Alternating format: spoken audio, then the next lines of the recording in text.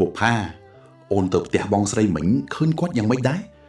បងឃើញបងសុកដើរជាមួយអាសេងហាក់ដូចជាមានរឿងមិនស្រួលសោះបងឮគេល្បីថាអាសេងហ្នឹងជាមេខ្យល់បោកប្រាស់លុយអ្នកស្រុកតាមខេត្តច្រើនណាស់គាត់មិនស្ដាប់ប្អូនទេបងអើយឥឡូវគាត់មានមោទនភាពនឹងទ្រព្យសម្បត្តិគាត់ខ្លាំងណាស់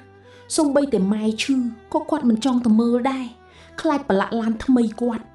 ខ្ញុំមិននឹកតែម៉ែឪទេដែលខំបកគូលដីឲ្យគាត់ទាំងអស់តែបែរជាបានលាត់ផលបែបនេះបងខ្លាចតែបងសុកចាញ់បោកអាសេងទេអូនមនុស្សដូចអាសេង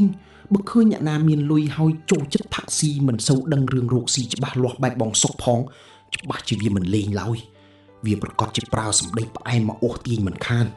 បងសុកគាត់ស្លូតត្រង់តែរឿងផឹកទេបងតែរឿងកិច្ចកលមនុស្សគាត់មិនសូវដឹងទេ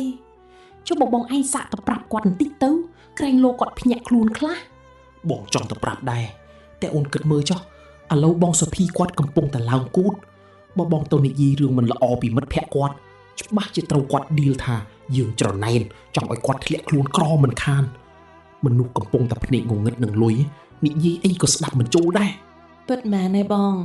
ខ្ញុំគ្រាន់តែស្ដាយដីគេដែលម៉ែឪខំរក្សារាប់សិបឆ្នាំបើត្រូវបាត់បង់ក្នុងរយៈពេលដ៏ខ្លីបែបនេះតើឲ្យម៉ែឪ